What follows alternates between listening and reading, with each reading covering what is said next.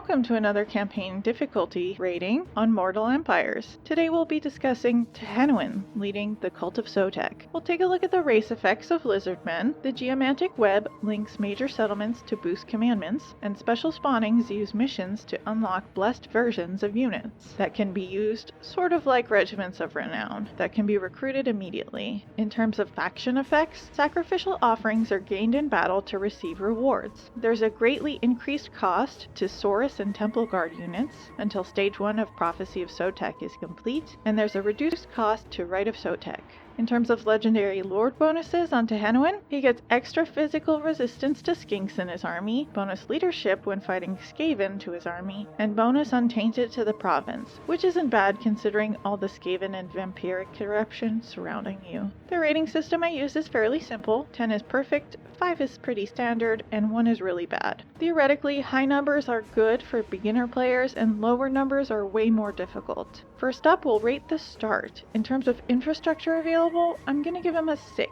He starts with a Tier 2 major settlement with a Tier 1 recruitment building, but because the units you really want don't require a building, you can demolish that for some money and build up whatever you need. In terms of mobility, he's going to get a 1. Lustria without underway is an utter nightmare. In terms of starting units, he gets a Salamander hunting pack, Ark of Sotek Bastillodon, and Red Crested Skinks. So here he's going to get a 7. The hunting pack is very strong, the Bastillodon is fairly good at tanking and has an AoE effect, but the Red Crested Skinks are actually pretty bad on higher difficulties. In terms of starting battles, he's going to get a 3. What's really bad about this situation is if you don't disband anything, the army runs away, but it's not even heavily in your favor, so you get a hard-earned victory and don't even get the benefit of fighting it twice. Average his starting ratings out and he gets a 4.25. For a Lustria start without underway, it actually isn't too bad. Tehenhauin's bonuses to skinks can help you get a decent start.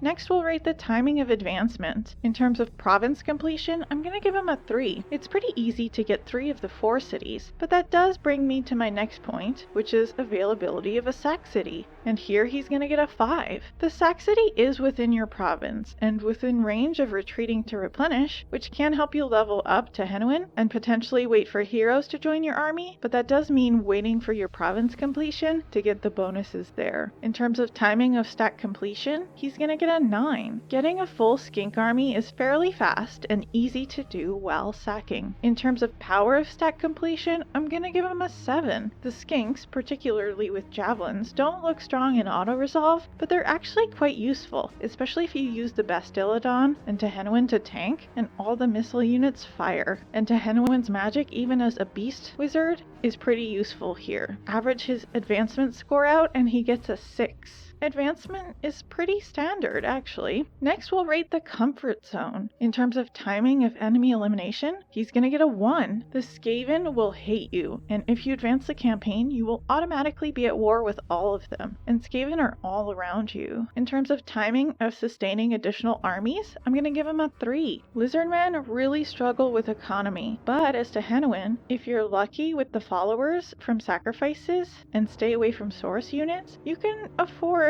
another stack a little bit quicker than other lizards. In terms of timing of a finisher stack, I'm gonna give him a 6. It's actually pretty easy to get a tier 4 stack going once you get all the growth buildings in your province. So you can get Stegodon spam if you'd like reasonably quickly, and you can afford it with the right followers. In terms of timing of safety from neighbors, he's gonna get a 1. Enemies are all around you, and I don't think you'll ever feel safe until you have the entirety of Lustria, and even then, Ikit or Tretch might come at you kind of out of the blue.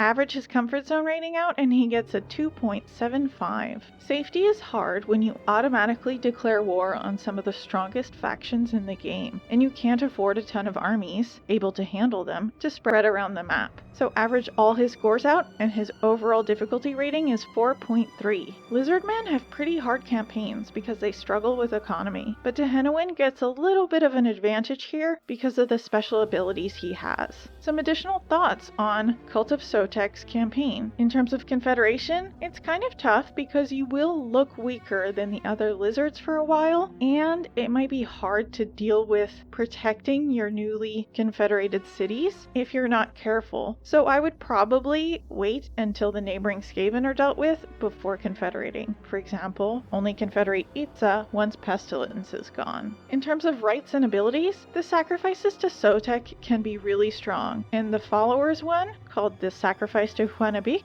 is probably the best, and it's one of the cheapest ones to get.